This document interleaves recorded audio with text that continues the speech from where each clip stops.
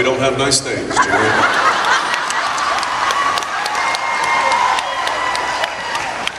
My chair is angled. It's ripped. Can we get Jared a non-angled chair? Is that? Blame it on the chair. That's. Hi, Veronica. Okay. What's the question? I want to know what was the last lie you told. The last lie that. The last lie you told. The lie I tell myself every day is that I don't have to write it down to remember it.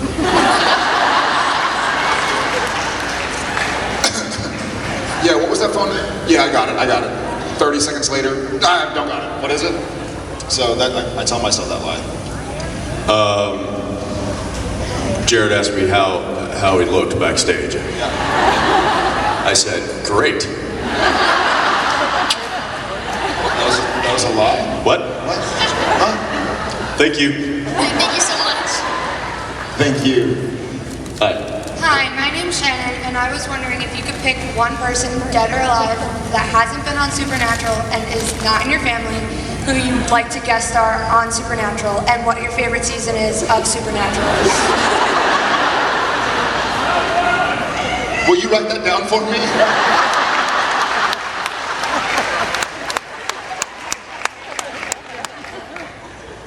So, dead or alive, but can't have been on the show, can't be a member of our family, and what was... They could be dead, they could be a person who's They could be dead and passed alive? away, or they could be alive. And what's your favorite season? I love that. To clarify, she goes, yes, so they can be dead, or they can be alive. And what's my favorite season? We had a season discussion the other day.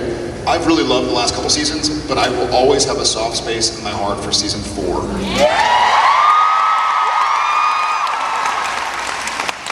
Probably for obvious reasons.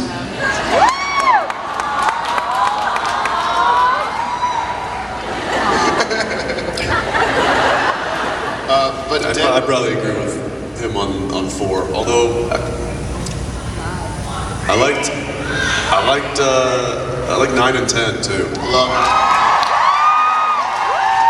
8. Yeah.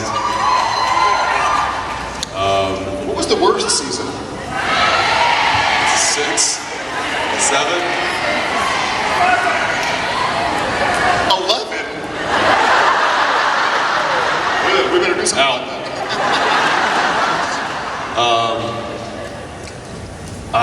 I mean, there's a lot of very talented people that we would love to work with. You can go huge movie stars to friends of ours. That rhymed. Just so you know.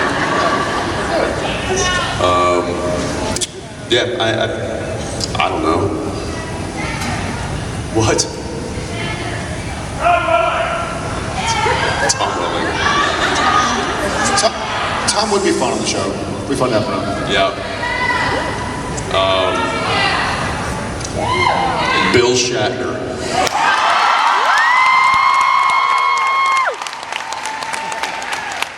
I'll second that. I think it's about time, Bill. The original captain. Yeah, let's go with Shat. There you go. Great, thank you. Thank you. Hi, I'm Although, are we Cynthia. sure that he's dead or alive? I think he can be both or either. It's like Weekend at Bernie's at this point, I think, isn't it? Just kidding, Bill. Nothing but love. Hi, I'm Cynthia. My question is, would you rather be ugly and live forever, or attractive and die in a year? Ugly and live forever. Is that the same for you, Jensen? Absolutely. All right. I also want to say thank you for being such an inspiration to me. Thank you. Awesome. Thank you. You know what, though? Not to get too deep. Here we go. Not to get too deep, and I haven't been watching vampire movies, but living forever could be really painful. You know, you have to lose everybody, and meet more people and lose them again. It's like Supernatural. Just a thought. Just food for thought. Talk amongst yourselves. Hi. Hi, my name's Kim, and my question is, like, when you're filming, you have certain reactions to things. Do you feel like people have the same reaction? What do you mean? Like, in certain episodes, you feel like your character is supposed to portray a certain way. Do you feel that fans get that? I think so. If you're asking what I think you're asking, I think a lot of what draws people into a TV show is to kind of mesh with the characters and the storylines. I think a lot of the stuff that Sam and Dean have gone through and are currently going through, this is my assumption, though obviously we're doing it on a kind of fantastic mythological scale, I think the struggles are still very universal, right? And so I think Sam and Dean kind of being up against the wall and deciding to keep fighting is what I think a lot of people in this room have gone through.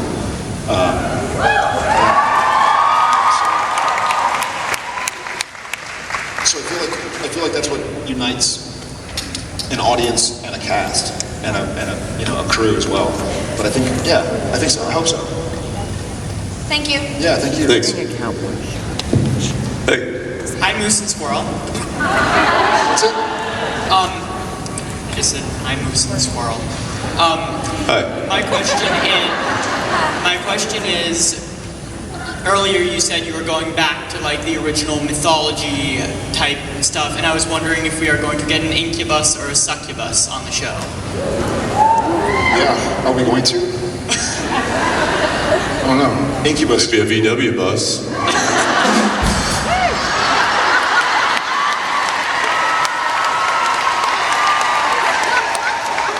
Still got it.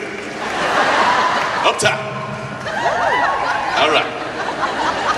The under the bus. What would you like to see?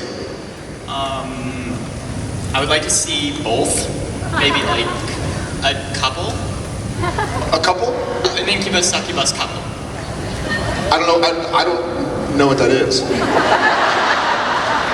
what an incubus is? Or a succubus? I don't. What's a succubus? Is that like a German car? No, succubi and incubi are a vampire subbreed that feeds off the sexual energy produced by other people. Oh, Yeah. It's a German car. All day. All day. I think they talked about having that on the show. We did something like that, Sex and Violence, right? Sex and Violence was a siren. So It was what? it was a siren. I'm confused. That's a French car, right? It's not as good. We'll angle for it. We'll try and get all the German cars possible. Thank you. Thank you very much.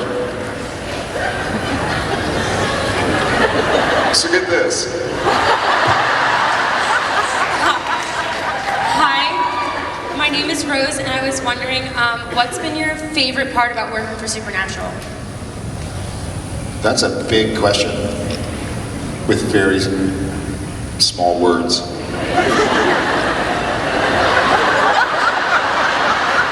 Sorry. Talk amongst yourselves.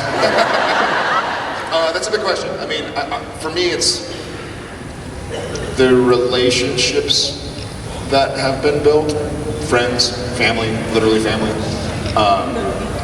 We had, a lot of times on a Friday night, at the end of the day, we'll go either to the camera trailer or to the makeup trailer and have a drink, just to kind of say, week well done. And we did it a couple days ago.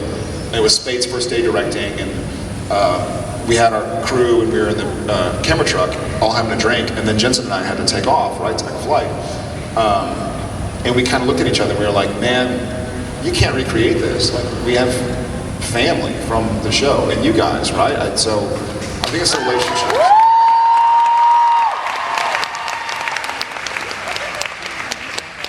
Yeah, I think that's, obviously he found his wife. Oh yeah, that too. I meant my wife. Yeah. He found his role model. So those are valuable things. I think that he's certainly me. It's cool. Well said. Free haircuts.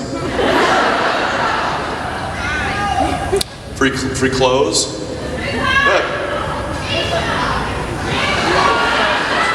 Yes, that would go on the con. Pros, cons. Con. Misha.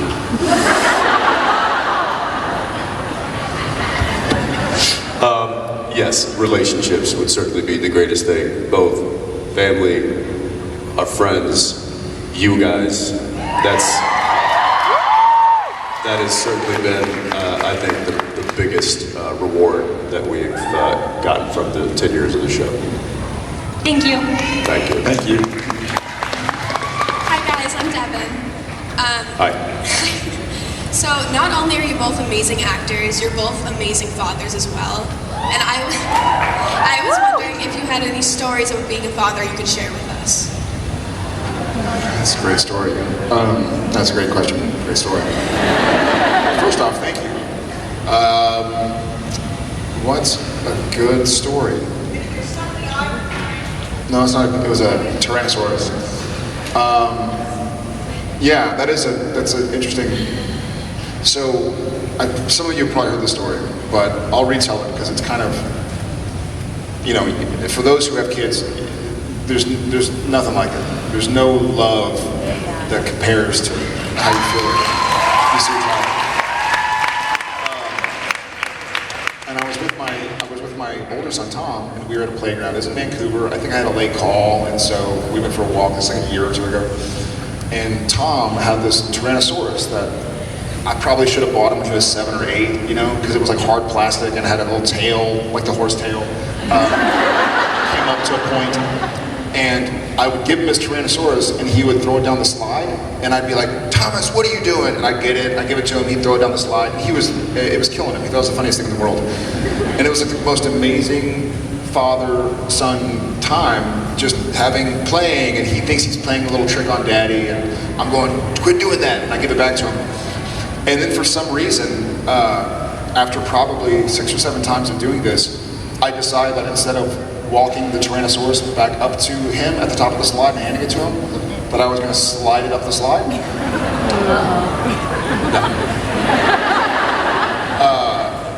I still actually get really emotional thinking about it.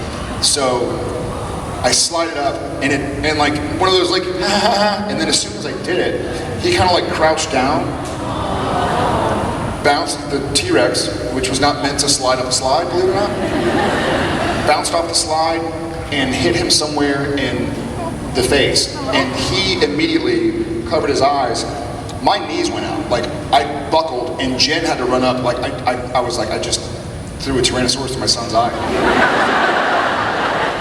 I gathered my wits about me, went up, and there was a dot right here where the tail of the Tyrannosaurus had actually hit him and cut him. He was fine. But that moment of like, oh my God, like, oh my God. And I told a buddy of mine who's a dad, and he's like, yeah, you're gonna have about a dozen of those. A dozen times. Where, yeah, at least, I guess, especially with boys, where you just go like, oh God, I'm learning on the job is what I'm trying to say. I'm trying. There's no lack of love, but I'm trying my damn best.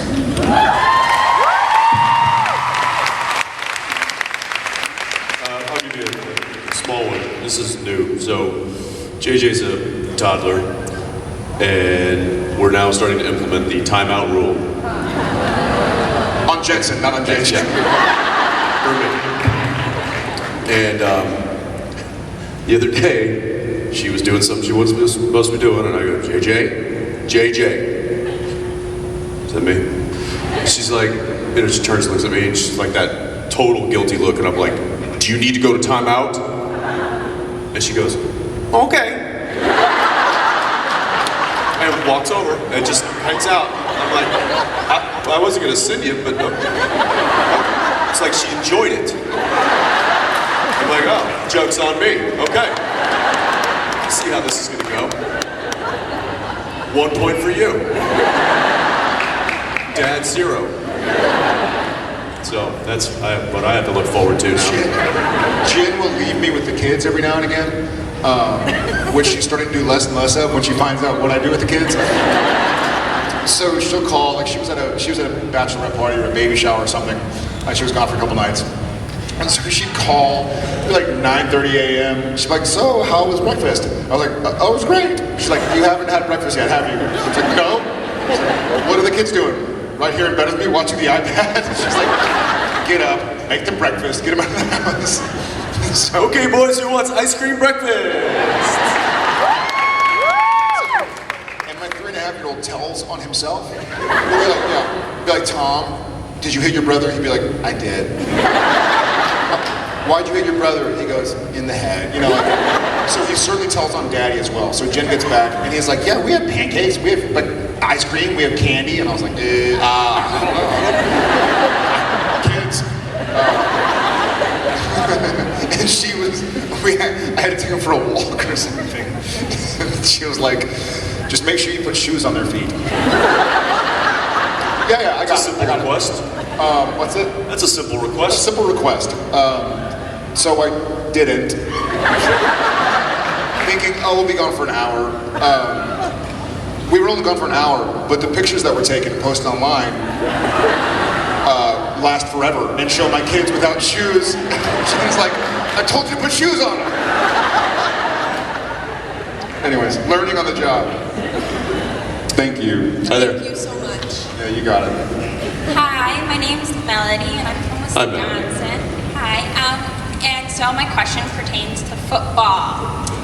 Yes. And so, if Sam, Dean, and Charlie were to play against Rowena, Crowley, and Kane, who do you think would win, and what positions would they hold on their team? Wait, Crowley, Kane, and Castiel? No, Crowley, Kane, and Rowena. Well, Sam would definitely be a tight end.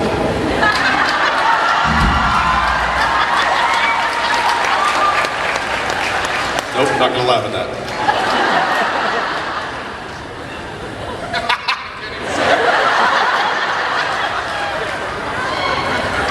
More like a split end.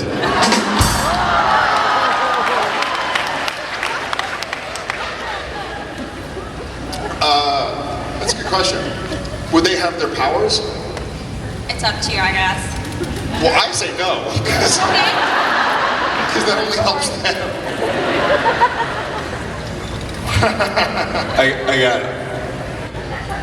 I got it.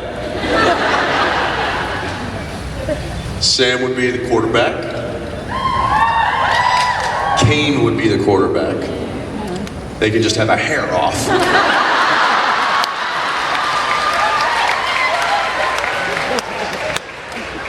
Crowley would be the running back. Dean would be the running back. Because we can advance the ball. No. Charlie and Rowena would be the coaches because we all know women really call the shots.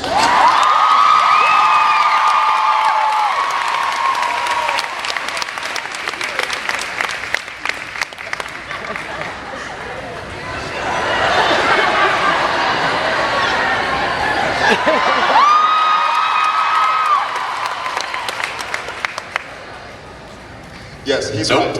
He's right. Thank you Thank you. very much. Nice one. That was good. That was well played. Thank you.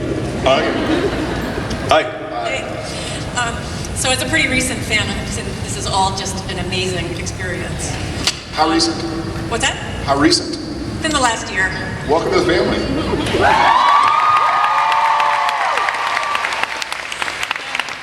So my question is over the years, the production quality has really changed on the show, you know, not the least of which is evidenced by the spectacular ways you get beat up. How has that changed, you know, your experience acting and, you know, producing the episodes?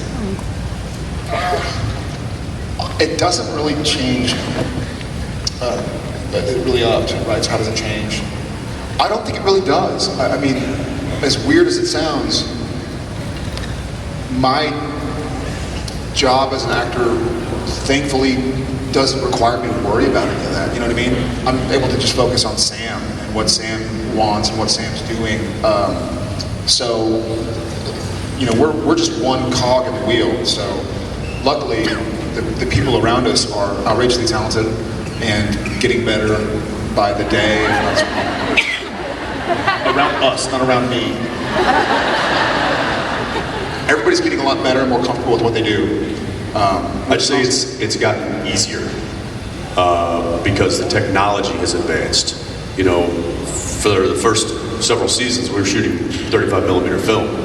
So, you know, we'd have rollouts and we'd have to change the mags and we'd have to, you know, there was all this kind of stuff that you have to do. Now we shoot digital, we can just, you know, go on forever. And if, you know, if it's bad, you just keep going, throw another SD card in there, and it's so that's I think really the advancement of technology has given us a lot more freedom and has made the jobs of the film technicians, I think, smoother and easier. Even I was talking about this earlier, our visual effects department, we used to have to do a lot of stuff on green screen. We don't do that anymore. They can actually put all that stuff in practically while we're shooting in a set. That's pretty incredible, because we used to, yeah, you're right, everything flows a lot more smoothly.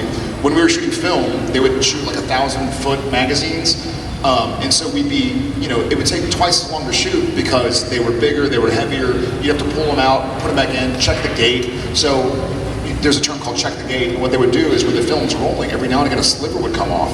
And so if you do like a 5-minute scene, and they go check the gate, and they see a sliver has fallen off, you have to do the scene all over again. Or a hair, or whatever it might be. So everything's just going much more smoothly. Yeah. And I hope it translates on camera. Cool, thank you. Yeah, thank you.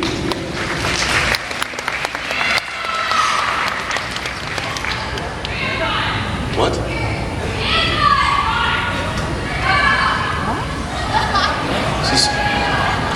It's in the room. Oh, it's in the room. I don't know what y'all talking about. Next question. Hi there. Hi, my name's Alex. Hi, Alex. So my question is, what's the nicest thing a fan has ever done for you? A fan has ever done? Yeah.